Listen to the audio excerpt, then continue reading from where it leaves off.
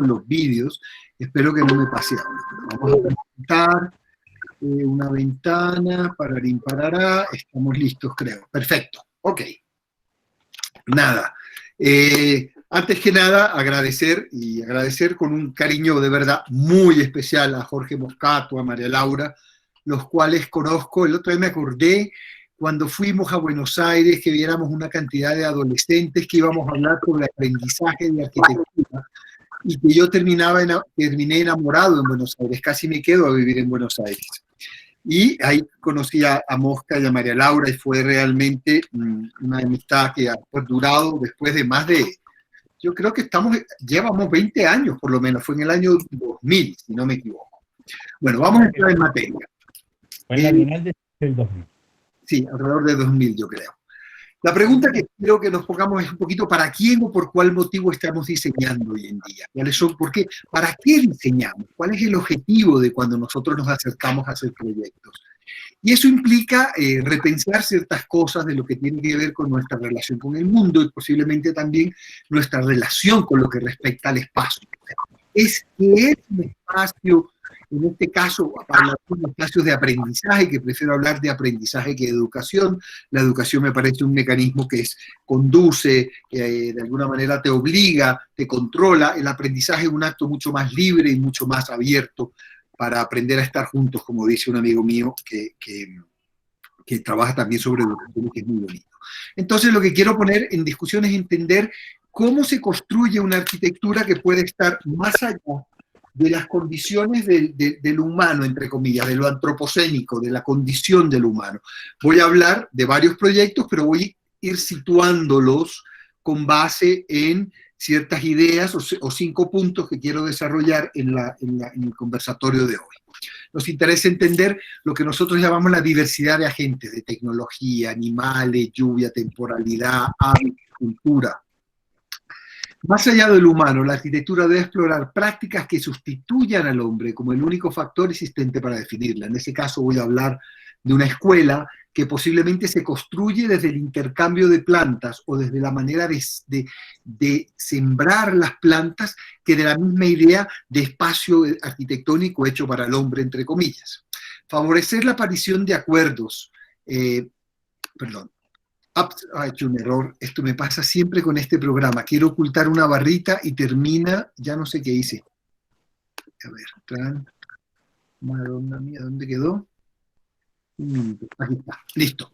Entonces, más allá de favorecer la aparición de acuerdos entre actores humanos y no humanos permite la construcción de una arquitectura posthumana, inclusiva y diversificada al interior de un sistema global constituido por entidades orgánicas, inorgánicas, políticas, sociales y ambientales.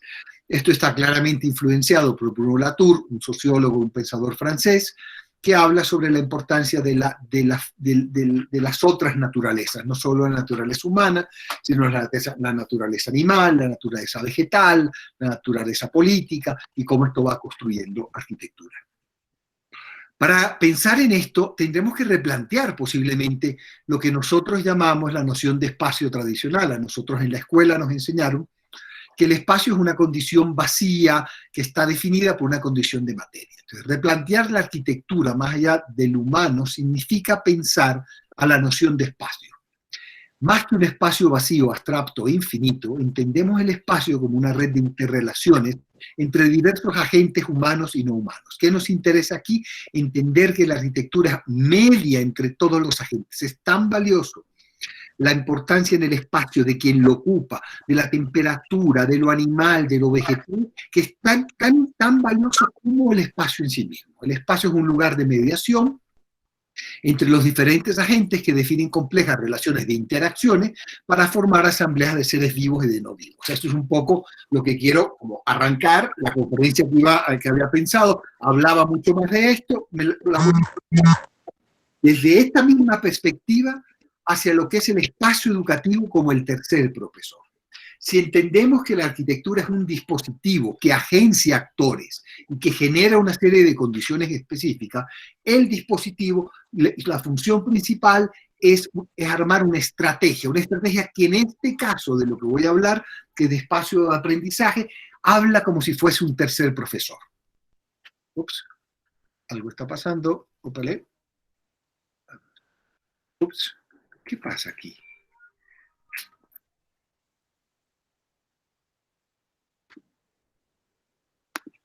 ¿Seguimos viendo la pantalla? Hola. No, se fue la presentación, ¿eh? Sí. Tenés que volver a presentar. Sí. Volví a presentar, sí. ¿Algo está pasando? No entiendo qué está pasando. Una ventana, parar y parará, y vamos por acá, compartir. Listo, ¿volvimos? Sí, ahí va. Ahora sí. Listo. Ahora sí. Entonces, los espacios para el aprendizaje y el juego no son solo edificios, son dispositivos que propician y son estrategias proyectuales que permiten que el otro, de alguna manera, se comporte de diversas maneras. ¿Qué nos interesa? Propiciar nuevos comportamientos, relaciones, formas de aprendizaje al interior de esto. La premisa con la que voy a hablar, un poquito alrededor del proyecto, tiene que ver con El Radicante, que es un libro que además Moscato me consiguió en Buenos Aires en una época en que no se conseguía en el mundo de la editorial Hidalgo, que es una maravillosa editorial, no me acuerdo ahora el nombre y el apellido de la editora, un libro fantástico de Jean de Bourdieu que se llama El Radicante. El valor de la arquitectura no se basa solo en sí misma, sino también en lo que es capaz de producir, en sus capacidades performativas. Y vamos a hablar específicamente de performatividad, tanto de la forma y de la inteligencia de la forma y su capacidad performativa, como la performatividad y lo que propicia el espacio para que puedan suceder situaciones específicas. Una arquitectura que se define por lo que genera, por lo que hace. Una arquitectura capaz de promover comportamientos y relaciones para alentar a las personas a pensar y comportarse de una manera que antes había creído imposible.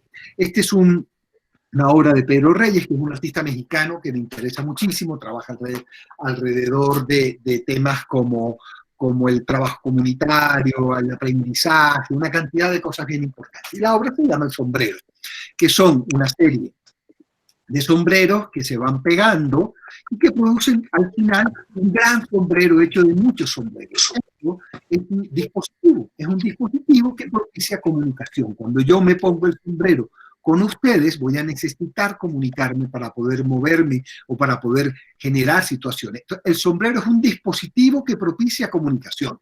Tiene que ver con la gran ruana de Alicia Page, que también produce una condición parecida. Todos están dentro del mismo elemento y eso permite una interacción diferente. Entonces la arquitectura propicia formas de comportamiento.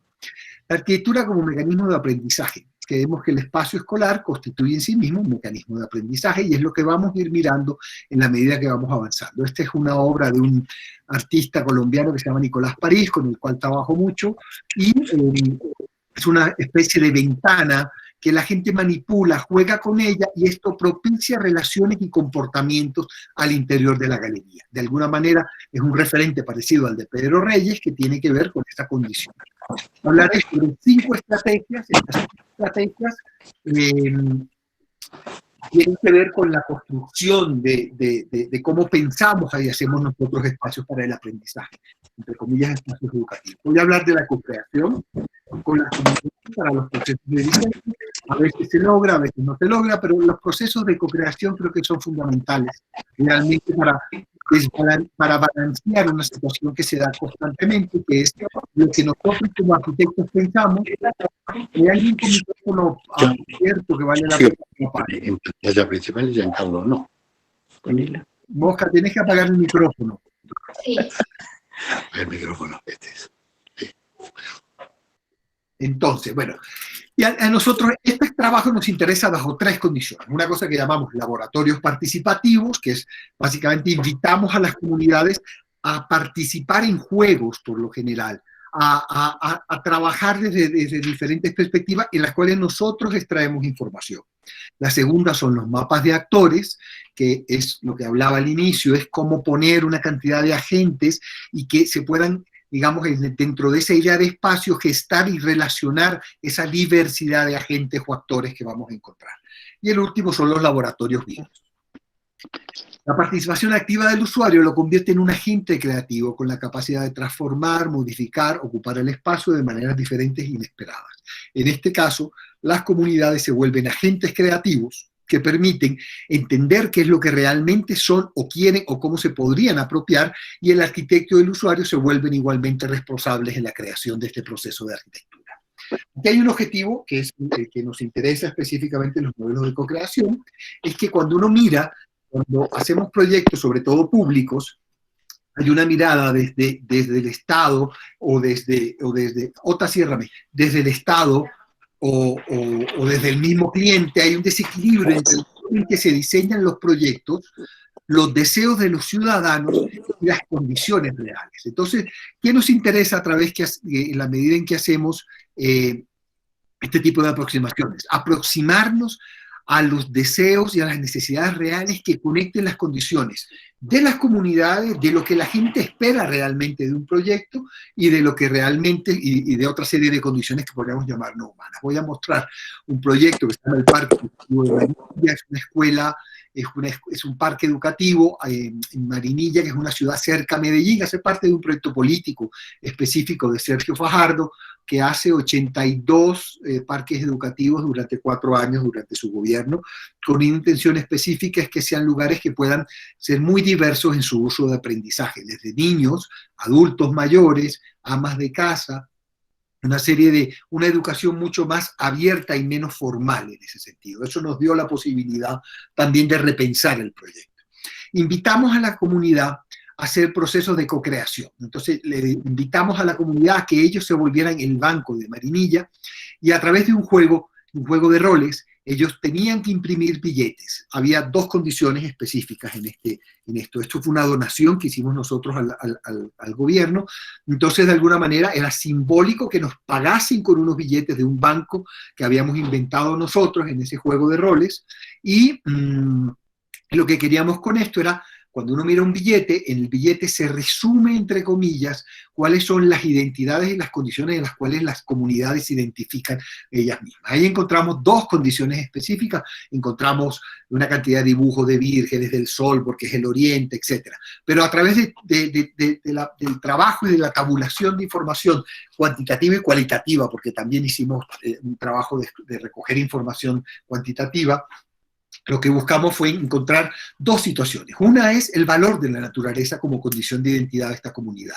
Esta comunidad, por lo general los antioqueños y en general la gente de Marinilla, siembra plantas, intercambian orquídeas, tienen un valor importante con la tierra, tienen una conexión con la tierra fundamental. Son de alguna manera, ellos en los edificios de apartamentos arriba tienen sembradas plantas, tienen pájaros, hay una relación con la naturaleza muy potente y hace parte del intercambio entre la gente que habita las ciudades. La segunda era la noción de familia y lo que esto implica en la domesticidad como vínculo.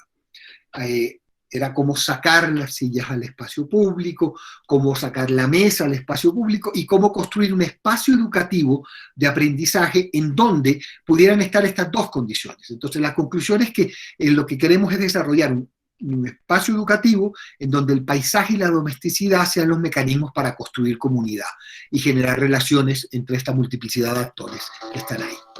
Planting is something I like to do in my house. ¿Se oye el vídeo? Being in contact with nature from a familiar place, close and domestic.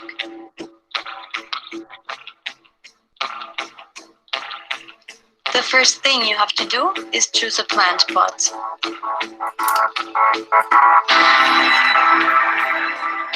Then you have to prepare the soil. It must be fertile and have the nutrients that the plant needs. Now you can put the plant carefully into the soil.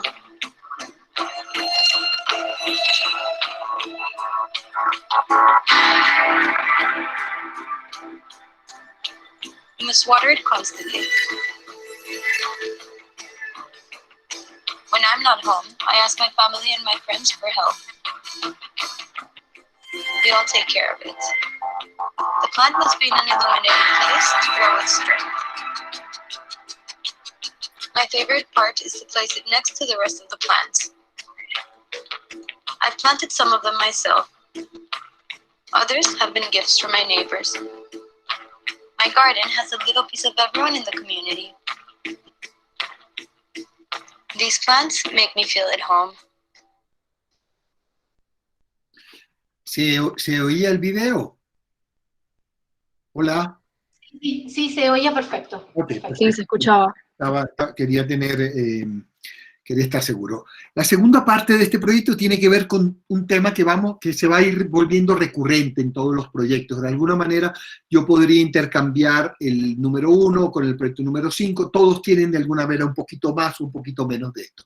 En este caso era la idea del paisaje natural. Cómo desarrollar una arquitectura que sea capaz de crecer, de ser adaptativa, que pueda operar con una inteligencia formal, que tenga una condición performativa en su materia, o sea, una arquitectura casi que como una situación hídrica, como una raíz que puede ir creciendo con el tiempo, se le pueden ir poniendo piezas porque está más pensada como estrategia que como la definición final o como el acto de composición de un arquitecto.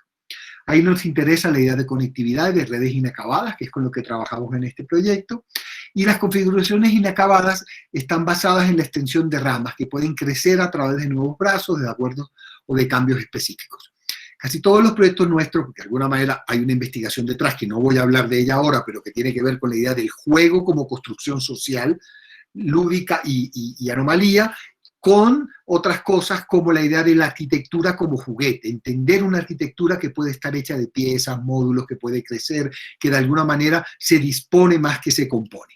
Entonces, el proyecto tiene la capacidad de crecer y está pensado como un sistema de ramificación que crece y puede tener diversas configuraciones con el tiempo. O sea, puede llegar, ahora precisamente el alcalde me llamaba y me dijo, ¿cómo puedo crecer la zona de las aulas? Le dije, hay unas instrucciones que nosotros desarrollamos y con eso ustedes pueden ir definiendo cómo crece el sistema como raíz.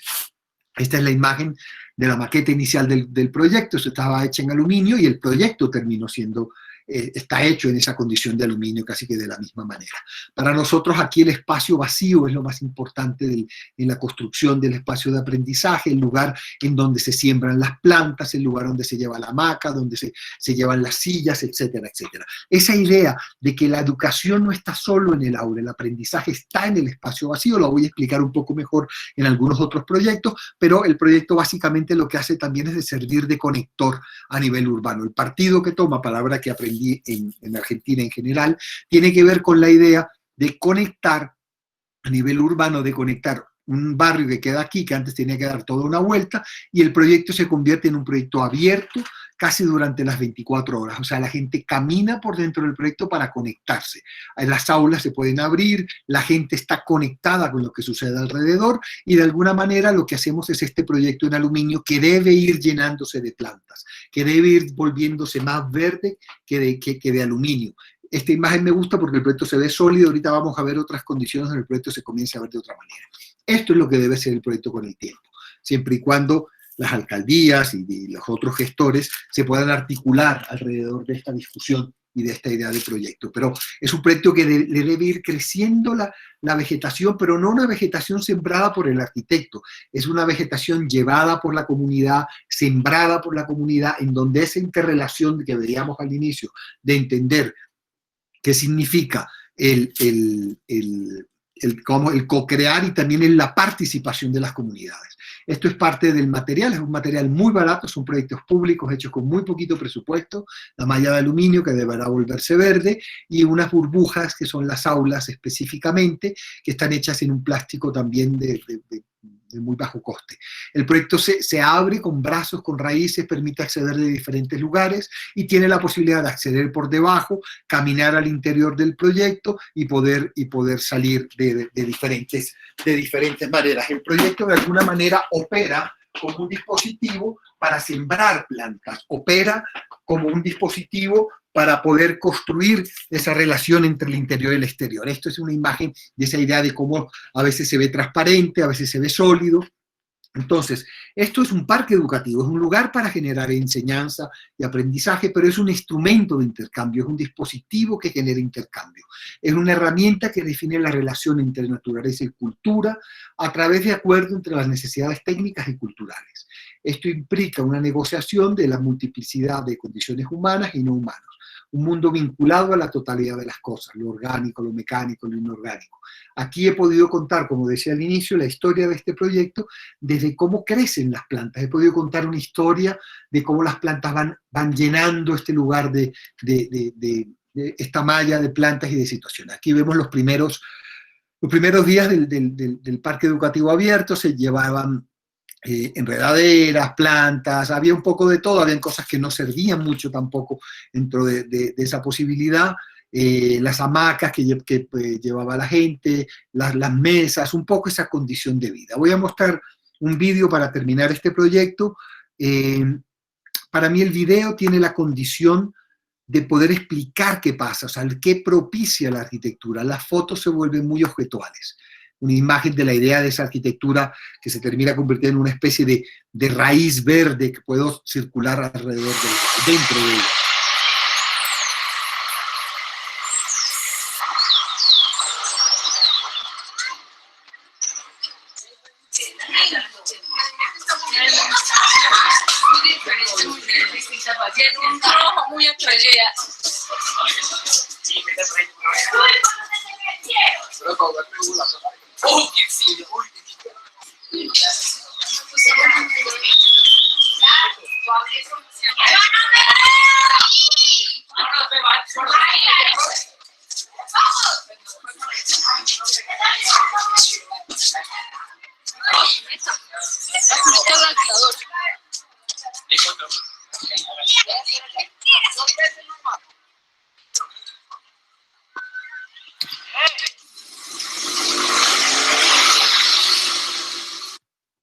Como segundo tema voy a hablar del espacio como tercer profesor, la idea del currículum oculto y la lúdica como de la definición del espacio.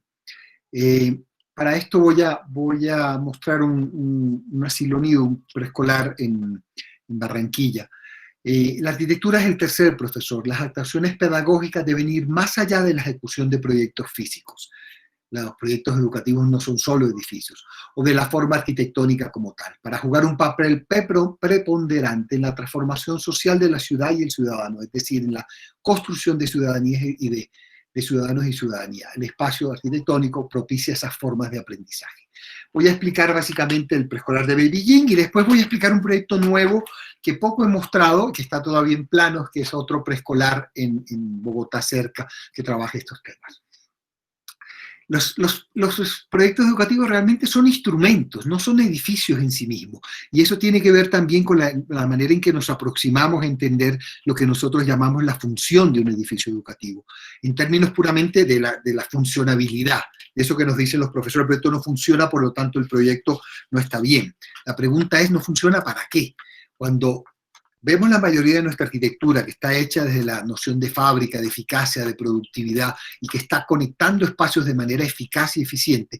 Posiblemente en un colegio la importancia no está en cómo conecto un aula con otra de forma eficaz, rápida y que pueda llegar una persona de un lugar a otro. Posiblemente lo que necesitamos es que esos espacios de conexión permitan cierto tipo de aprendizajes. Entonces son instrumentos que ayudan a mejorar las condiciones de aprendizaje, el currículo, los métodos de enseñanza y el juego definen el espacio escolar. Entonces no está definido solo por la idea de eficacia y conectividad, sino posiblemente por la idea del juego, por la idea del aprendizaje, por la idea de armar grupos, de aprender a estar juntos, otra serie de condiciones. Esto es un proyecto que define básicamente una idea. En este proyecto además trabajamos muy de la mano de la directora, que era una amiga mía de hace muchísimos años. Esto es un preescolar privado en este caso, en donde lo que hacíamos es plantear una serie como de cápsulas donde están, entre comillas, las aulas. Y las aulas son estas 4 aulas que vemos acá en primero y segundo piso, y otra serie de elementos que son básicamente los elementos estructurales donde aparece la vegetación. Toda la estrategia era cómo disolver la idea entre espacio vacío y espacio de aula, cómo disolver la idea entre el interior y el exterior, entendiendo el espacio de aprendizaje. En los costados estaban los servicios y las oficinas en esa sentido. El proyecto plantea la disolución de la idea de límite entre aula y espacio vacío. Estos dos se disuelven y se relacionan, cuya dualidad deriva en el modo de ver, leer, estudiar, jugar y representar la realidad. Cuando hablamos de espacios relacionales, entendemos el lugar como un espacio integrado. El lugar no está compuesto por zonas funcionales, sino por ambientes pedagógicos, capaces de definir atmósferas y relaciones de juego y aprendizaje.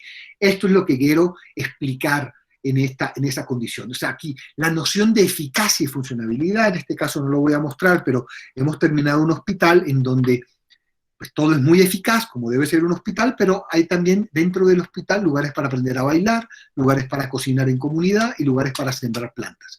Un proyecto puede propiciar otras relaciones, casi que la construcción de condiciones heterotópicas en ese sentido.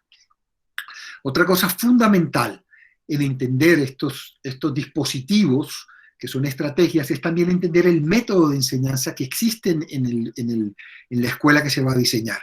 Entonces, en este caso, trabajamos con el método de enseñanza de Reggio Emilia, de Loris Malaguzzi, y había una serie de preceptos que teníamos que buscar propiciar, no los voy a explicar a fondo completamente, pero había temas como la complejidad mórbida, relación, ósmosis, polisensorialidad, epigénesis, comunidad, constructividad, narración, normalidad y equilibrio, ciertas condiciones que nos permiten propiciar relaciones en que el niño aprende que cuando el plano se inclina, cuando son cosas blandas, cuando son cosas duras. Esta otra obra de Nicolás París también, que son tauretes, termina siendo posiblemente el mejor ejemplo de aula que yo conozco. Aquí se ve el proyecto, las zonas grises tienen que ver con las zonas de servicio y las aulas que son las coloreadas que estamos viendo en ese sentido. Entonces, hay una situación que a mí me interesaba mucho leyendo Loris Malaguzzi. ¿Por qué no dejamos que los niños aprendan de los otros y cómo los niños aprenden viendo de los demás? Entonces, esto es un proyecto donde los niños aprenden viéndose entre ellos y el proyecto propicia relaciones visuales entre las aulas, la ciudad, entre ellos. Obviamente tiene una cantidad de condiciones que permiten, si lo necesito cerrar para hacer una proyección, pues lo cierro con unas cortinas. Entonces, el proyecto tiene que ver también con la escala de los niños. Cada burbuja de estas tiene una condición específica donde los niños pueden, digamos, definir una escala diferente con respecto al espacio. Estas son las imágenes del proyecto, estas son las aulas que tienen unas cortinas que pueden cerrarlo, que pueden ser además de diversos colores para que el espacio se coloree, para que pueda ser rosado el espacio, simplemente se vuelva oscuro, pero lo que estamos viendo es esa idea de un espacio en donde, digamos, el currículum está también en la idea de transparencia, en la idea de ver el otro. Y eso, casi que en esta imagen yo podría preguntarles qué está dentro, qué está afuera. Aquí se disuelve esa noción de interior-exterior. Esto está al interior del primer piso. Aquí también podemos ver el cielo, está el aula, la circulación, esa idea de disolver los límites de un colegio. Esto es unas entrevistas que hicimos con las personas del preescolar, pero me interesa muchísimo cuando comienzan a hablar los profesores y la relación entre el currículum que se enseña y cómo el espacio propició de lo que se está enseñando o generando en el preescolar. El espacio libre que se presenta aquí, de los vidrios, de la naturaleza, que parece, o sea, es como una naturaleza encerrada, aporta muchísimo para el crecimiento de cada individuo. Las formas orgánicas de los círculos, de los salones, que hacen que fluya el tránsito, no hay como esquinas que te privan de ver de un lado hacia el otro, que los salones sean todos en vidrio, hacen que el niño no se sienta encerrado, sino que al mismo tiempo que esté dentro de su salón, se sienta que esté afuera, y también ayuda a eso, a que él aprenda a concentrarse, habiendo como otros movimientos y otras cosas funcionando afuera del salón. Bueno, lo que a mí me llama mucho la atención de este jardín es que es muy conectado con la naturaleza y con lo que uno vive en el día a día. Plantas, hasta los árboles, entonces los niños ven como que todo lo que pasa en las calles lo tienen todo aquí en un solo lugar.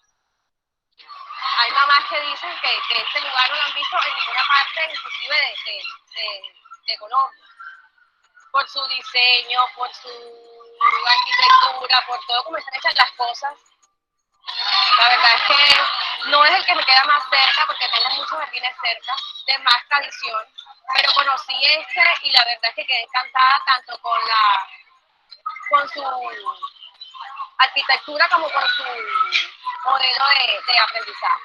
La verdad es que no tengo nada malo de decir, estoy súper feliz aquí y creo que mi hijo también está feliz en el El niño de hoy no es el mismo niño de hace un siglo y que nos invita a reflexionar y a transformar. El proyecto educativo de Baby Gym no puede ser inferior al proyecto arquitectónico que nosotros hoy tenemos. Entonces yo quería un espacio donde los niños tuvieran la posibilidad de entrar y salir como unos pequeños laboratorios, donde pudieran encontrar las maravillas que te ofrece la naturaleza, los árboles, las flores, las plantas. Y quería que en el centro del colegio hubiera siempre árboles que pudieran darle sombra a los niños. Es tan novedosa o tan innovadora más bien la construcción, es tan atípica cuando hablamos de una escuela que la primera impresión de la gente es no saber y después preguntar, pero ¿qué es eso? Y se dan cuenta de que hemos convertido la transparencia en parte de nuestro currículo y en parte de nuestra experiencia educativa, y que es un plus de la escuela que tú puedas ver a través de todas estas capas. Baby Gym no tiene barreras reales. Si te das cuenta, estamos abiertos a la ciudad. Lo que nos divide en realidad son franjas de madera que te permiten escuchar la ciudad y que la ciudad entre. Muchos papás que llegan aquí sobre todo se sorprenden por la arquitectura del lugar, que hermoso, que ellos nunca habían visto un colegio así, pero sobre todo lo que más llama la atención es la transparencia, porque se siente uno libre, se siente uno que se descansa, que no hay presión de nada, que o sea, se siente tranquilo.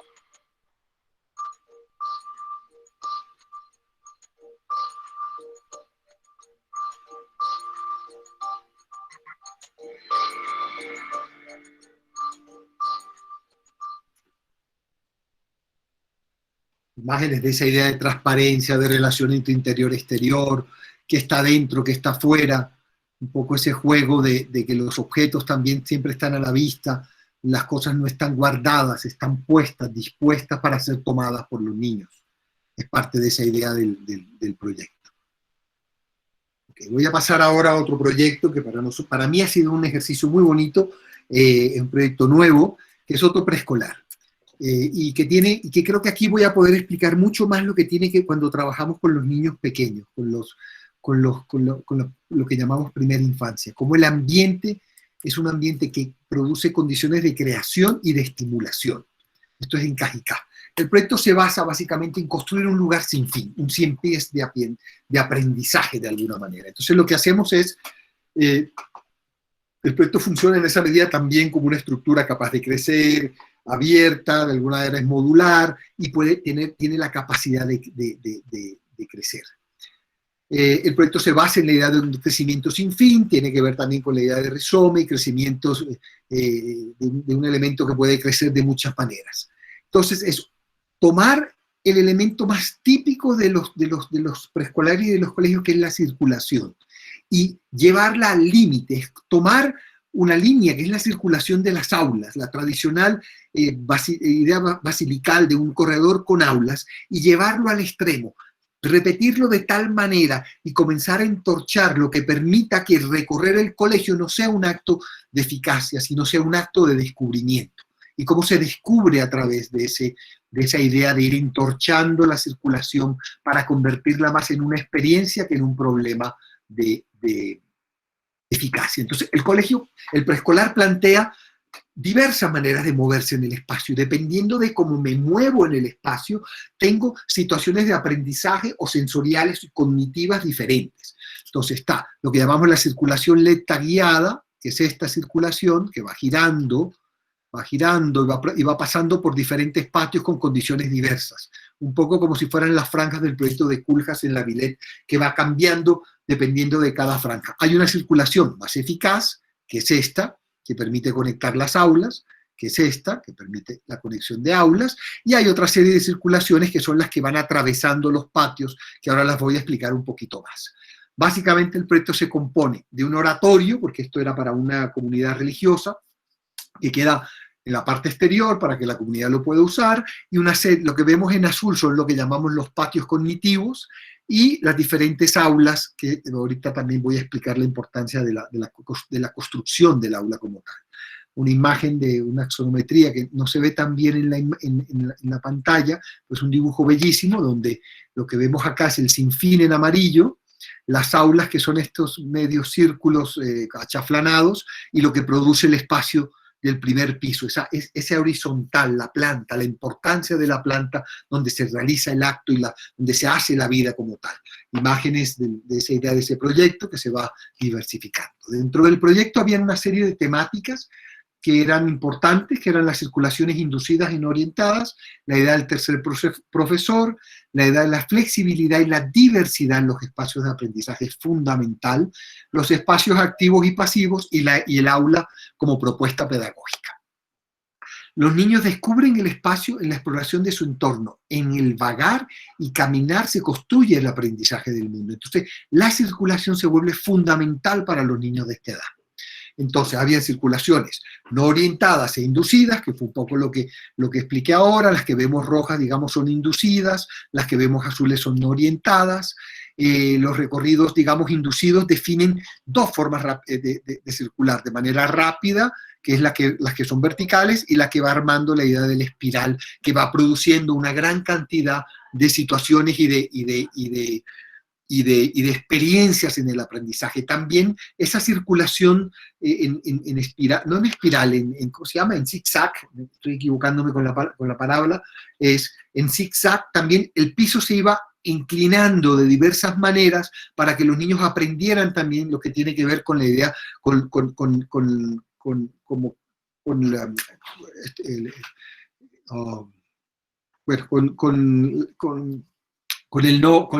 la manera de poder entender el espacio de otra forma. Los recorridos no orientados, que básicamente atravesaban en este caso los diferentes espacios y que podían generar diversidad de situaciones. Ahorita los voy a explicar un poquito más. Estos son los patios en donde vamos tematizando situaciones para que los niños puedan tener relación con las cosas colgadas, el espacio del barro, etcétera, etcétera. ¿Qué es lo que voy a hablar un poco ahora? El tercer profesor, como espacios temáticos y cognitivos. Estos patios los vamos sembrando de especies, pero también los vamos llenando de objetos para convertirlos en una prolongación del aula cerrada y entender que el espacio vacío es tan importante como el espacio concentrado en ese sentido.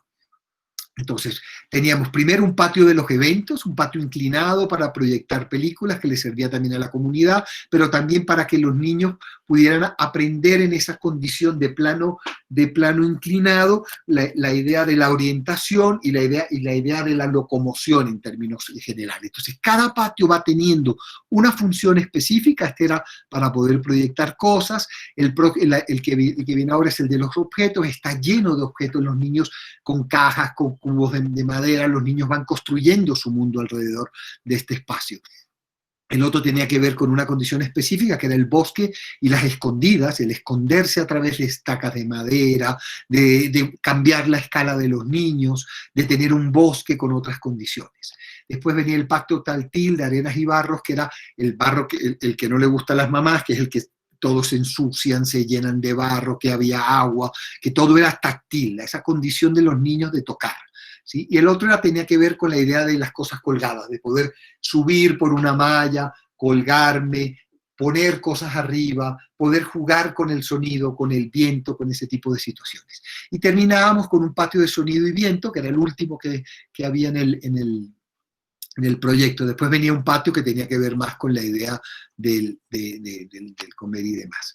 Aquí hay un tema importante, no lo voy a explicar muy a fondo porque se vuelve demasiado largo, pero es la idea del espacio activo y el espacio pasivo para el niño. Los espacios activos que definen la manera en que la motricidad gruesa se da y los espacios pasivos donde el niño comienza a desarrollar la motricidad fina, de alguna manera. Aquí vemos espacios pasivos, que son espacios de escala del niño, espacios que él controla y donde puede tener otras relaciones como tal. Había también un espacio bien importante que voy a mostrar ahora, es que las aulas se podían, a través de un fuelle, mover el fuelle y cuando estaba lloviendo, los niños podían acceder al patio de forma protegida. O cuando había una epidemia de gripa muy fuerte dentro de la escuela, dentro del aula, al abrirse este fuelle, había mayor aire y había una interdistancia entre los niños mayor para poder usar ese espacio. Aquí vemos los espacios activos y pasivos, la idea ya de unos rentes un poquito más, entre comillas, realistas. Y aquí viene otro punto que es fundamental, que hablaba ahora sobre la importancia de la flexibilidad y la diversidad. Posiblemente en otros proyectos lo voy a explicar de una manera mucho mejor. Todas las circulaciones en zigzag tenían además unas cortinas que podían moverse y cerrar. Yo podría encerrar uno de los patios a través de estas cortinas y podía, a través de unos fuelles, que era lo que estaba explicando, que estoy señalando ahora, digamos, sacar el espacio hacia afuera del preescolar. Entonces, de estas que son las aulas, que son 2 aulas pareadas en este punto, se podía sacar el fuelle y generar un espacio que se ampliaba. Lo mismo pasaba con la capilla, que se jalaba un fuelle y la capilla se extendía hacia el exterior. El tema del aula es un tema fundamental, al final también voy a explicarlo un poquito más, pero el aula tiene, sobre todo en los niños pequeños, una connotación fundamental. Los niños necesitan ir explorando, ir colonizando el espacio. Entonces, es un espacio subdividido en 3 espacios. Este es un aula. Un aula que posiblemente en los primeros meses los niños van a estar muy juntos y los niños van a ir explorando y en la medida que se van sintiendo seguros van explorando el espacio y van pudiendo salir a otra serie de relaciones de espacio. Obviamente había unas condiciones de baños que son típicas de los niños pequeños, etc. Aquí vemos, esto es una puerta corrediza que gira y cierra el patio, y esto es el fuelle que hace que pueda estar protegido ese espacio. Aquí vemos diversiones de continuidad y diversidad del espacio, un poco la idea del aula al interior, la imagen de la zona donde están, aquí había un espacio que no he explicado, que es donde están las madres lactantes, los bebés recién nacidos, una imagen de la maqueta, la idea de ese zigzag que va produciendo diversas maneras de entender el espacio. Voy a pasar a un tercer punto, son 5. Voy a hablar de arquitectura abierta y sistemática, la adaptabilidad al cambio basado en la construcción de sistemas operativos. Esto tiene que ver, primero, por una obsesión muy fuerte con un libro de Umberto Eco que leí hace muchísimos años que se llama Obra Abierta. La capacidad de una arquitectura que pueda ser inacabada, que pueda crecer, que pueda ser adaptativa, que pueda ser terminada por el otro de alguna manera. Vamos a ir mirando y voy explicándolo desde diversas perspectivas. Esta la voy a explicar desde el punto de vista puramente operacional. Para nosotros, en esa medida, la arquitectura es una práctica material que opera con la materia y el espacio en ese sentido. Genera estrategias operativas, dispositivos que operan. Existe un interés marcado en entender la arquitectura como una práctica material. Trabajamos con la materia y el espacio para transformar la realidad o su relación con el entorno, construyendo sistemas operacionales abiertos en vez de sistemas representacionales cerrados. La práctica material se interesa en el comportamiento de los sistemas, cómo actúan, performatividad, que fue lo que hablé al inicio, y no solo sobre su imagen y su significado. Nos interesa la idea del diagrama como estrategia, en donde la composición entra en contradicción con la idea de configuración. La mayoría de los proyectos nuestros, y no es que tengan que ser así, se basan en configuraciones más que en composiciones. En la idea, digamos, niegan un poco la idea del trazo y de alguna forma en ese sentido también la noción de autor, y que genera una condición más donde el diagrama, que no es una geometría, es una estructura gráfica de pensamiento asociada a un procedimiento y al comportamiento de un sistema, define cómo se configura el espacio. Tenemos un marcado interés por trabajar los proyectos con funciones diagramáticas, gracias a su naturaleza operativa. Trabaja como un catálogo de instrucciones o una estrategia que define los datos físicos, las relaciones, los programas, la intensidad, los datos, la idea, y por ende cualifica y define las acciones de forma en que opera un sistema.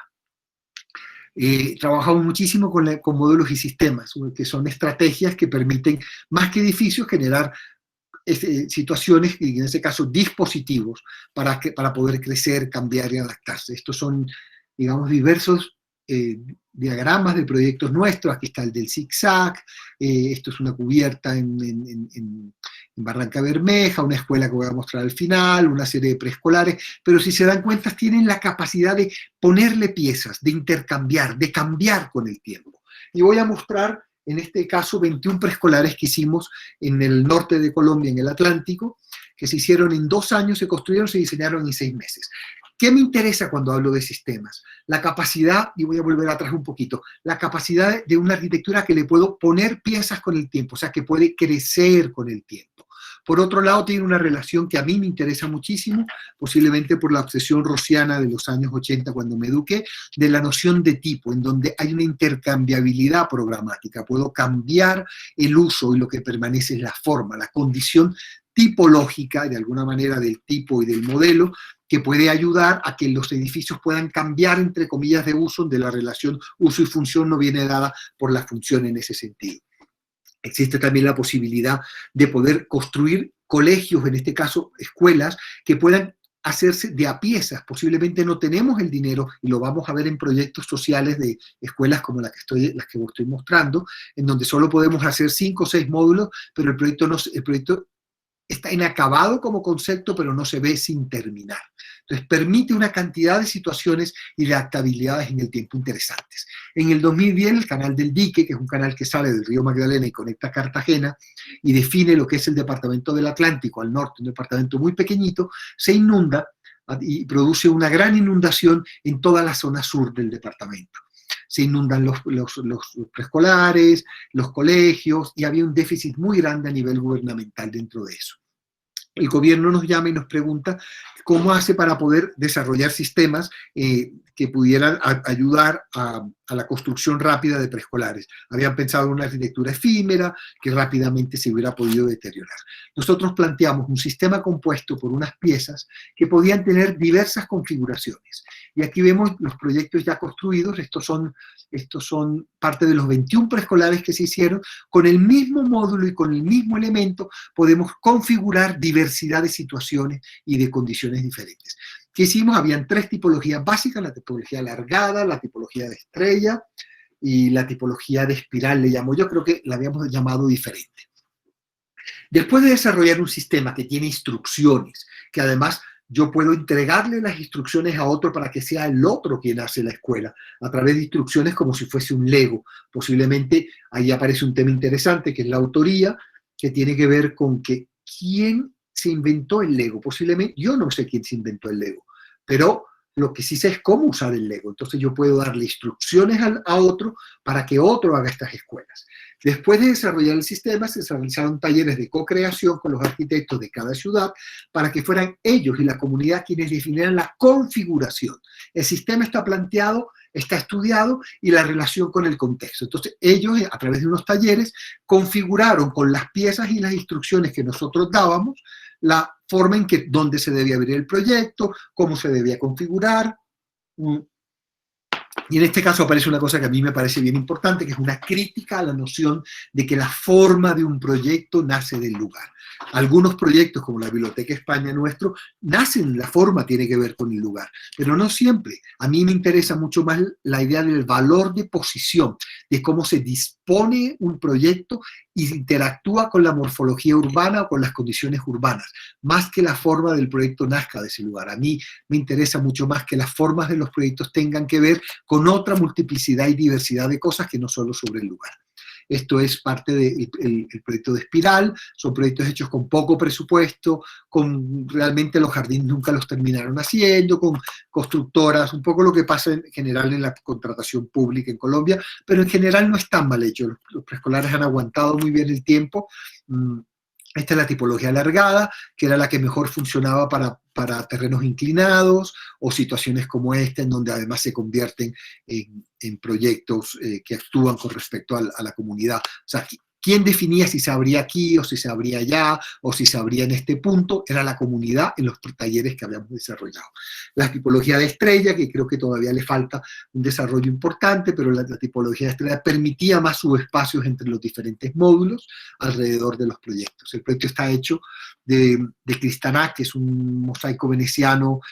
Este era traído de China, muy barato, sobre unos paneles prefabricados para poder construir de la manera más rápida posible.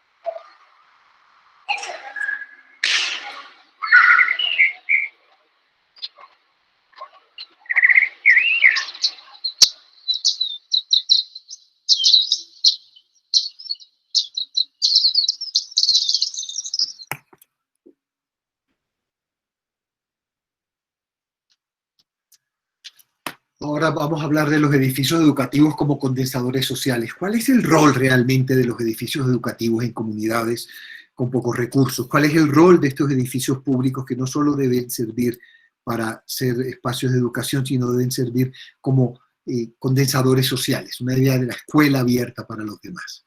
¿Cómo cambiar de espacios cerrados a la comunidad a espacios sostenibles para el diálogo y el empoderamiento de las comunidades? Entendiendo el lugar como un proceso en constante participación. Escuela abierta a la ciudad. Cómo las infraestructuras educativas y la ciudad trabajan de la mano para generar bienestar social y emprendimiento. Espacios que sean capaces de multiplicar su uso. Voy a hablar de un proyecto que hicimos hace mucho tiempo ya hace parte además de varias colecciones de museos, del preescolar del porvenir en el sur de Bogotá, por Engativá. También trabaja como un sistema, que puede ser menos eficaz como sistema, pero puede ser usado un poco como algo que se replica. Aquí la estrategia era cómo desarrollar un proyecto que sirviera a los niños, pero también tuviera una relación específica con las comunidades. Entonces, todo lo que está al interior de la elipse, de este aro, pertenece a la noción y a la escala de los niños. Aquí están las aulas, los subespacios, todas esas condiciones que vienen dando. Y esto que estoy delineando aquí tiene que ver con la idea de espacios que tienen una doble función, para la ciudad o para el preescolar en ese punto. Son espacios que podían ser de alguna manera usados por la comunidad mientras los niños estaban en la relación con el preescolar como tal. El edificio entero tiene una función pedagógica. Aquí no había una metodología de enseñanza clara en el tema distrital. Lo que buscamos fue tratar de establecer dos maneras. Cómo se recorre el espacio alrededor de, que es un acto muy típico de los niños que corren alrededor de una gran cantidad, y otra que son la cantidad de subespacios a escala de los niños. Entonces, un poco este es el modelo, la maqueta del proyecto, donde está todo lo que pertenece a los niños aquí, todo lo que puede ser usado de manera comunitaria al exterior, y aquí vemos el acceso del proyecto, el patio que articula de alguna manera una condición un poco más privada o más definida, y este espacio que es un comedor, que sirve como cine, y que también permite que la comunidad pueda entrar, hacer bazares, utilizar el preescolar durante la noche para aprendizaje de otro tipo, o para fiestas populares simplemente. Esta imagen me interesa mucho porque el preescolar nuestro está hecho con el mismo presupuesto que está hecho este colegio que está aquí al lado. Un colegio tradicional, basilical, de corredor y aula, de eficacia funcional, entro rápido de una aula a otra. Posiblemente recorrer este espacio no es lo más eficaz, pero es todo un juego de descubrimiento de los niños en la medida que recorren el espacio. Esta es imagen del proyecto. Hay otra cosa que nos importa mucho cuando hacemos colegios, es pensar que controlamos las drogas, controlamos una cantidad de cosas, haciendo muros altos hacia la ciudad, no tiene nada que ver con eso. Cómo a unos niños de primera infancia los podemos tener controlados, seguros, pero que la relación con la ciudad exista, que el colegio y que el preescolar tenga una relación como tal. Entonces, estos niños de esta edad tienen una relación con el colegio, corren alrededor tienen esa idea de transparencia donde los niños ven lo que sucede en la ciudad y de alguna manera el edificio se abre. Aquí están todos esos subespacios que estaba hablando ahora.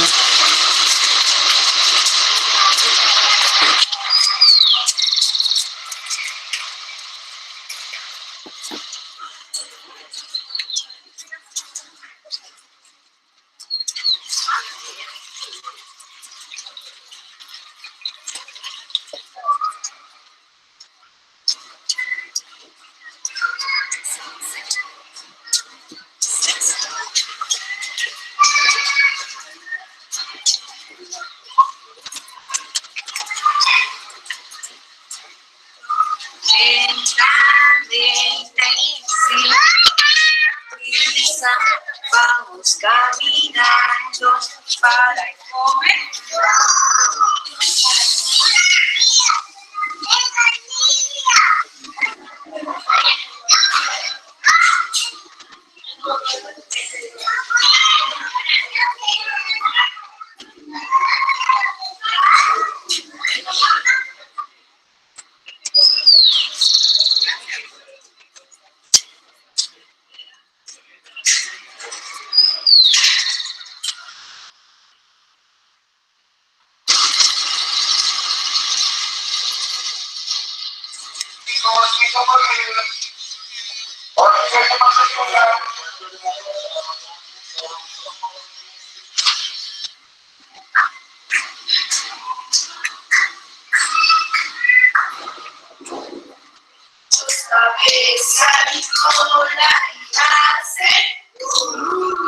¿Cómo hace?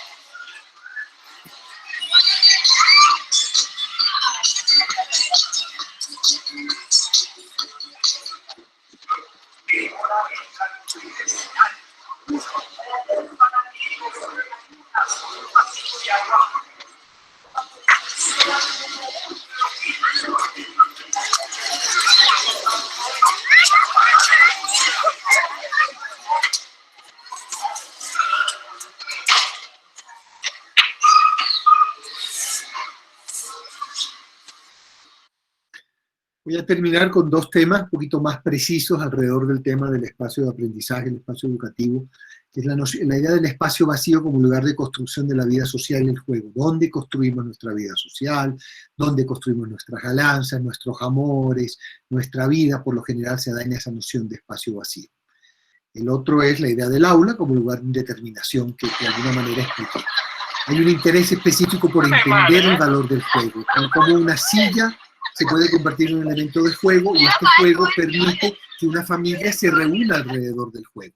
Y creo que el espacio vacío como lugar de la construcción de la vida social tiene que ver con esa idea del juego, de la lúdica, de lo que te saca de contexto, del otro lugar, de lo heterotópico, el espacio vacío y el juego. El valor del juego radica en la construcción de momentos de interacción capaces de tornar relaciones humanas diferentes a las determinadas en un espacio cotidiano. En estos casos, cada jugador asume un rol dentro de unas normas, unas reglas más precisas. La estrategia proyectual que voy a mostrar de este colegio, que es el colegio helvético, el colegio Helvecia en Bogotá, es entender que la estrategia del proyecto es multiplicar y poner en contradicción el elemento organizador funcionalista tradicional, que es el corredor, que une las aulas, para darle otro sentido, que es el descubrir. Es un colegio en donde yo puedo subir a la cubierta y jugar sobre la cubierta. Es un colegio en que yo me ruedo de la cubierta al primer piso, puedo rodar desde por una cuerda, puedo subir al tercer piso a través de un muro de escalar. El acto de jugar se vuelve fundamental en el espacio vacío, pero también una idea muy importante que era la mayor cantidad posible de espacios diversos para la construcción del colegio.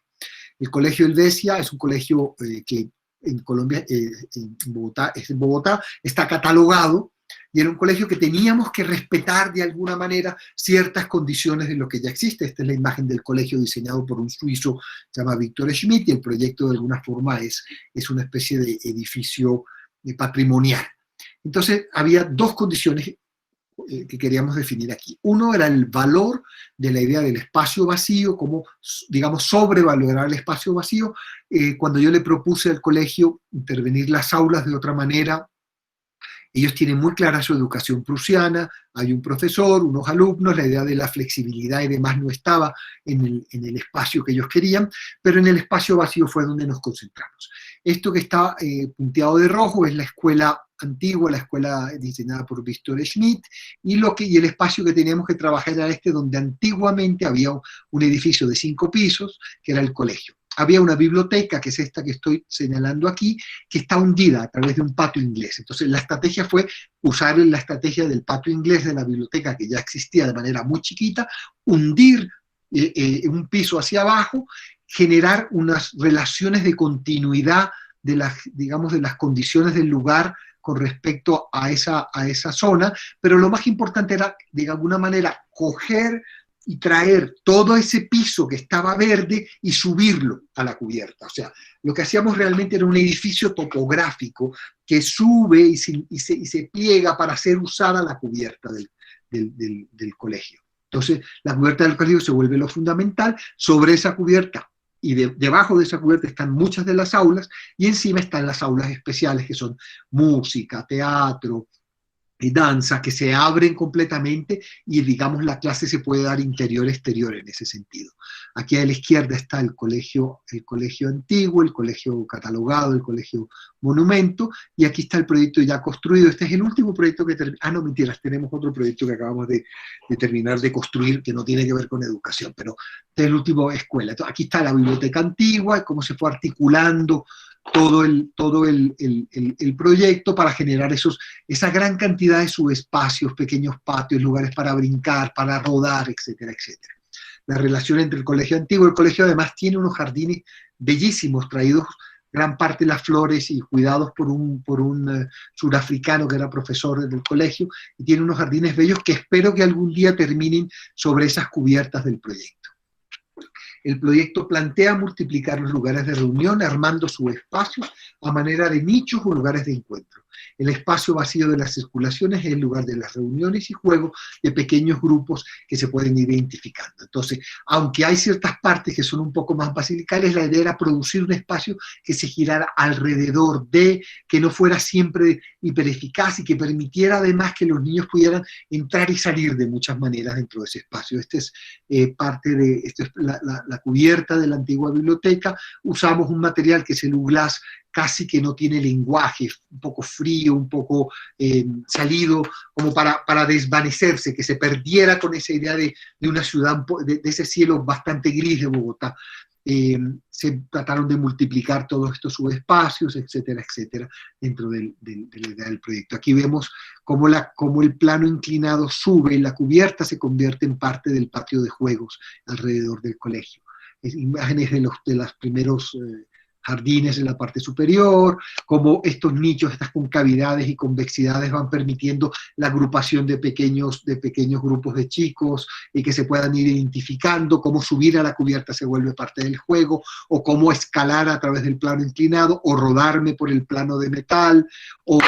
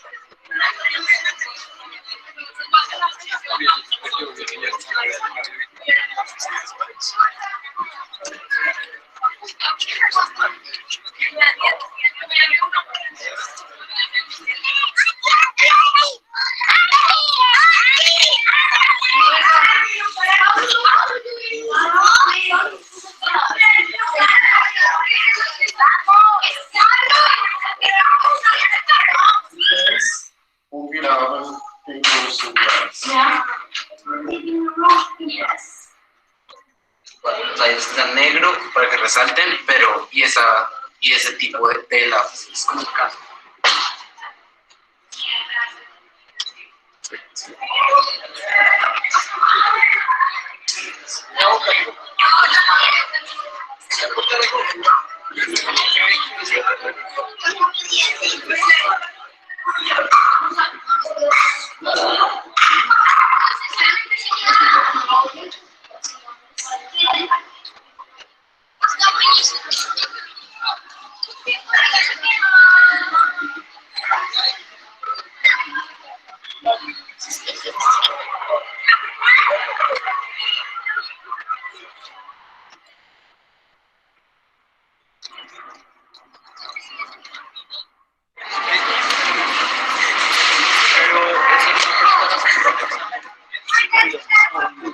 Ay, qué tranquilo lo que yo.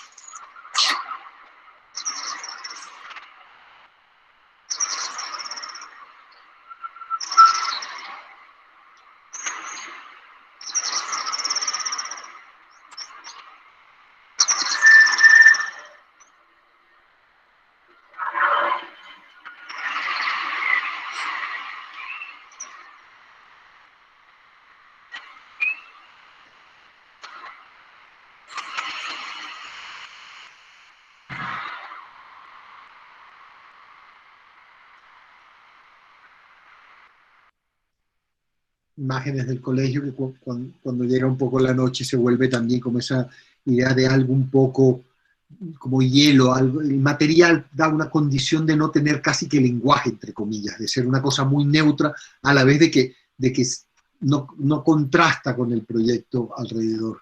Imágenes de los jardines, la idea de los nichos, los lugares para esconderse. Ya para terminar voy a hablar de la idea del aula como lugar de la multiplicidad, flexibilidad, adaptabilidad y juego, y la importancia que tiene.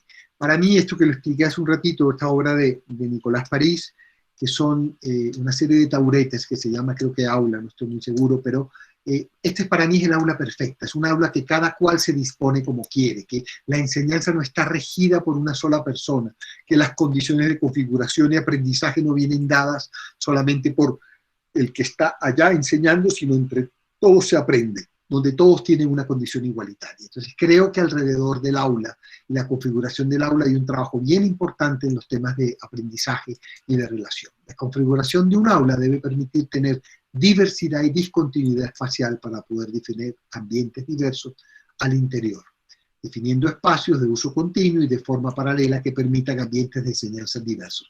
Esa idea de la diversidad es fundamental. Esta es otra obra de Nicolás, un muro que se convierte en aula, en la medida en que las aulas y que los cubos se disponen de diferentes formas, se producen relaciones entre la comunidad vecina. Esto es una exposición en París, en donde, digamos, el panadero disponía las piezas y enseñaba a hacer pan. El pastelero o el cocinero enseñaba a comer ciertas cosas y había una interacción entre el que aprendía, el que enseñaba, entre comillas, más cercana a la noción de aprendizaje que de educación como tal. Voy a mostrar un proyecto que es el Colegio de la Enseñanza, donde el aula tiene una condición bien interesante, es una especie de artefacto capaz de convertirse en muchas otras cosas. He podido mostrar otro, se me olvidó, un proyecto hubiera sido interesante. Bueno, el Colegio de la Enseñanza básicamente es un aro, donde había un edificio antiguo en las afueras de Medellín, este aro que define, que es la biblioteca, un lugar casi un poco sin fin también, y una serie de aulas que se van disponiendo alrededor de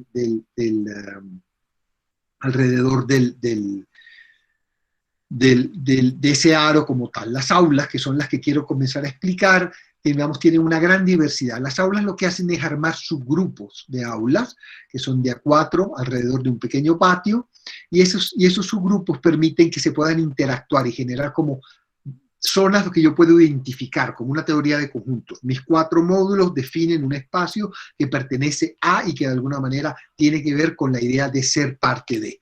Esto es parte de una imagen de esas condiciones de aulas, las aulas en la parte exterior, el aula y su capacidad de esto.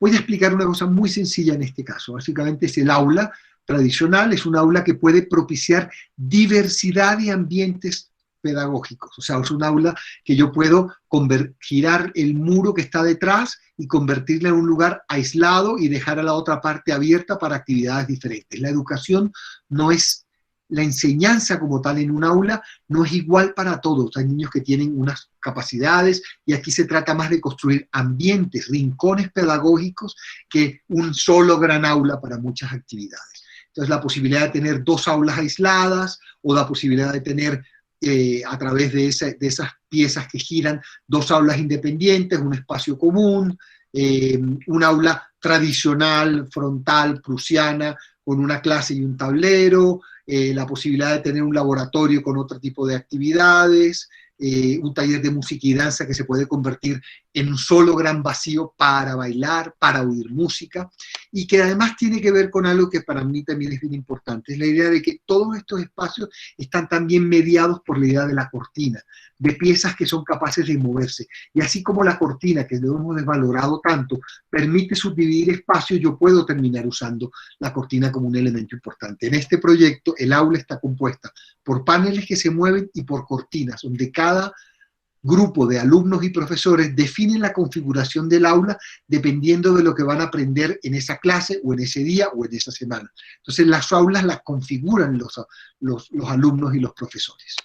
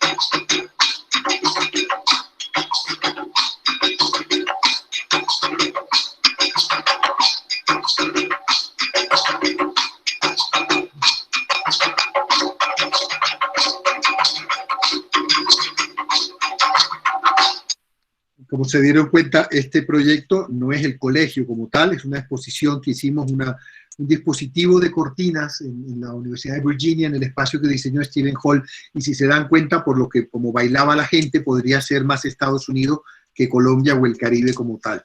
Entonces, nada, yo con esto termino la intervención, recalco una serie de puntos que para mí son importantes, pero al final estamos hablando de la idea de performatividad, tanto en la materia como en los comportamientos de la gente. ¿Para qué hacemos arquitectura? ¿Qué propiciamos? ¿Qué generamos?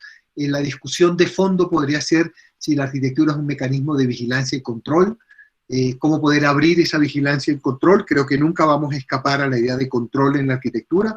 Son dispositivos que controlan cosas. La pregunta es cómo podemos abrir un poco más esa idea de que el control no sea único, sino que haya diversidad, multiplicidad y sobreposición en términos de esa idea un poco Fouquiana del control y la vigilancia, que además creo que en este momento son temas fundamentales en la discusión de lo que significa una sociedad contemporánea. Como los dispositivos de control y vigilancia, como puede ser la arquitectura, pueden ser puestos y mirados desde otra perspectiva, a través del juego, la lúdica y otra serie de condiciones en ese sentido. Con esto termino. Preguntas, bueno, no sé. Mosca. ¿Estás ahí? Está silenciado.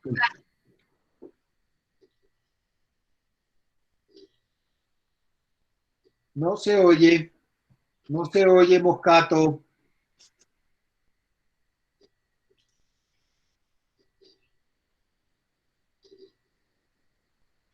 Beto, tenés que sacarle el silencio. Sí, ahora vamos a... Sí. Ahí está. Sí, ahí está. Ahí Bien. está. Dale, Mosca. Mira, ha sido una maravilla de charla y con una virtud. Como tenía muchos problemas con la imagen, por no decir casi todos, me permitió seguir tu discurso a la perfección. Y ahí me di cuenta, primero que trabajás con categorías que nosotros no trabajamos. Y, por ejemplo, la de diagrama.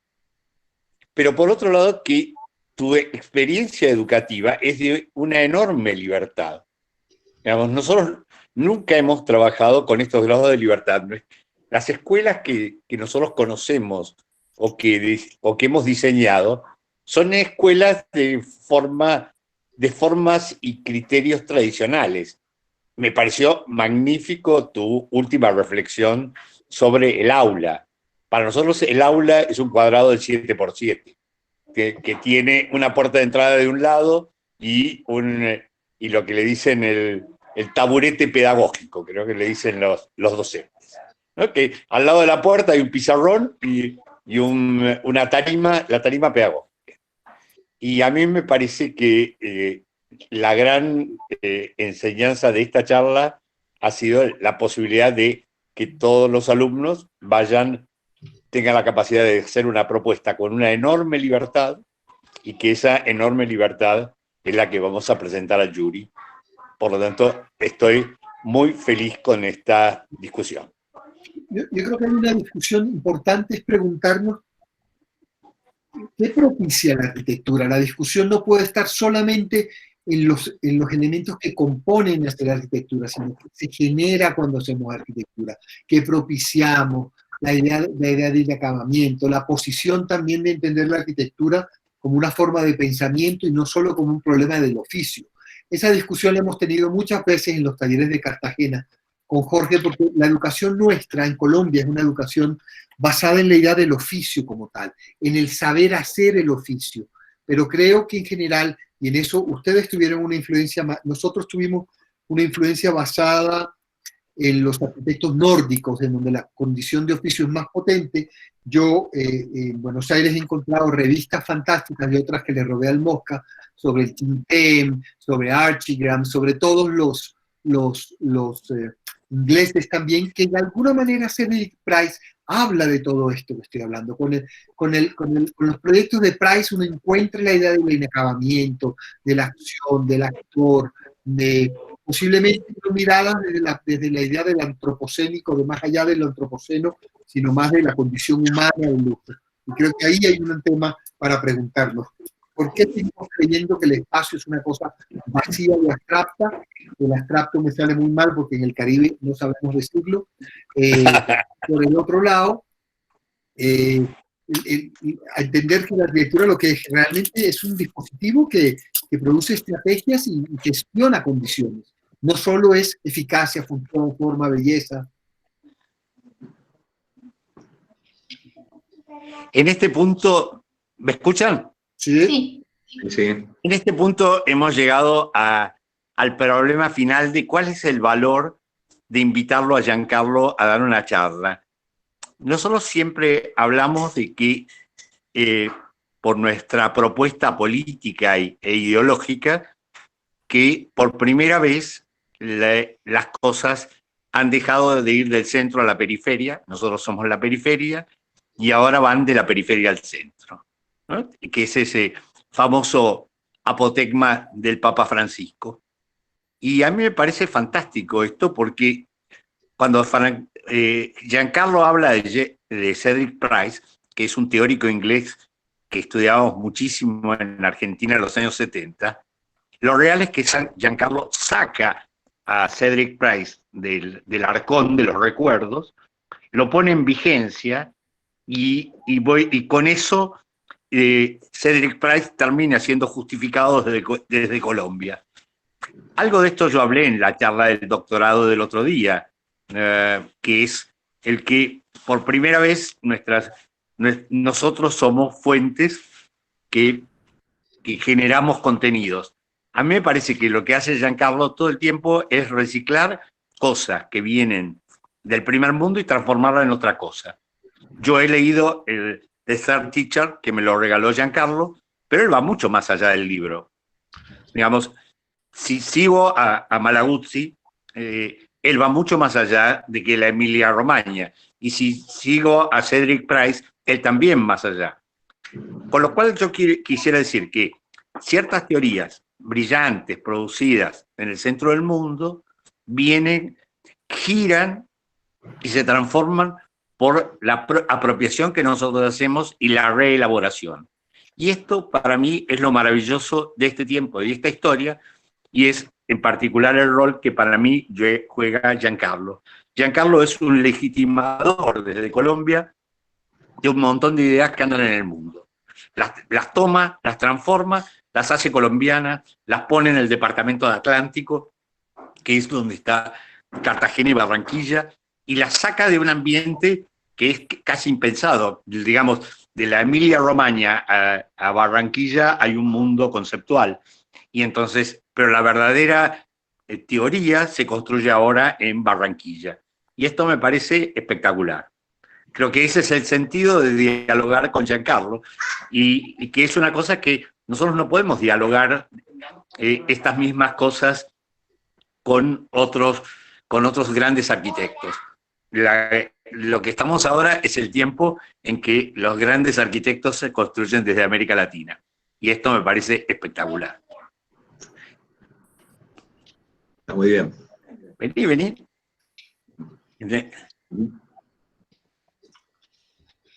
Bueno, ¿alguno quiere hacer alguna consulta? ¿Alguna pregunta, alguna opinión? Esta es mi nieta Constanza Moscato, que acaba de entrar, que tiene 8 años y que me está hablando. ¿Voy a estar en el Zoom? ¿Estás en el Zoom?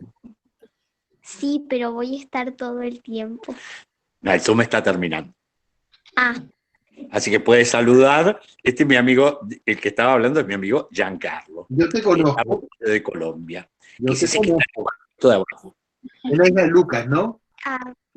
Es la hija de Lucas, exactamente. Y que vino a pasar mañana, donde aprende por Zoom, porque hay bloqueo de asistencia a los colegios. Ya. Bueno. Bien. Bueno, creo que queda claro eso. Yo, Giancarlo, para terminar con mi discurso, creo que entonces hay una cosa que es importante entender. Las cosas no van más del centro a la periferia, sino que las ideas elaboradas en el centro se legitiman por haber sido construido en la periferia. No es Malaguzzi el que te legitima a vos, sino vos el que legitimás a Malaguzzi. Esto es una situación excepcional. Yo la he encontrado en 2 lugares, esa explicación. En Relacionales de Pierre Bourdieu, de Nicolas Bourdieu, que es el libro que compartimos, y la he encontrado en el Papa. Yo creo que lo que te escribí el otro día, creo que vos tomás el vacío, tomás los vacíos urbanos y construís en esos vacíos un lugar. Y ahí creo que llegamos a un punto que es que yo te he propuesto algo más y vos todavía no me lo crees, pero ya me lo vas a creer algún día. Tenemos por lo menos para 10 años más de diálogo, así que tenemos tiempo de que aceptes esta última parte del discurso. Te mando un abrazo y muchas gracias. Un abrazo grande. Nada, quiero agradecer de verdad la invitación, me hubiera encantado ir a Buenos Aires, comerme unos raviolis en un sitio, en La Boca, donde el Mosca me lleva, que me encantan. Y nada, espero que haya sido productivo, sobre todo para los chicos, en entender que el espacio, digamos, si vamos a hacer un espacio para canotaje, la pregunta sería cómo eso es un dispositivo para aprender a hacer canotaje. No solamente es un lugar, una escuela donde van a decir, tomas el remo, de pronto el espacio para poder abrir, tienes que jugar con el remo para abrirlo, o tienes que poder dejar que el agua entre y tienes, o sea, cómo propicias otras cosas, cómo jugar alrededor de esas cosas te permiten aprender de otras relaciones con respecto al uso de estos lugares. No solamente la manera rápida de poner el bote en el agua, empujarlo, cómo en dónde poner los remos, sino de pronto con los remos construyo el espacio. Sí, ¿puedo decir alguna cosita? Giancarlo, ahí estábamos charlando ahí con unos docentes en el WhatsApp y decíamos que el taller Moscato tiene otros niveles donde no va a haber escuela de canotaje, sin embargo hay un aporte en términos de arquitectura como conocimiento y como construcción cultural, es lo que me ha quedado a mí. Hablaste de dijiste, trabajamos con materia y espacio para transformar la realidad. Luego hablaste de la naturaleza como condición de identidad, es nuestra primera abstracción, digamos.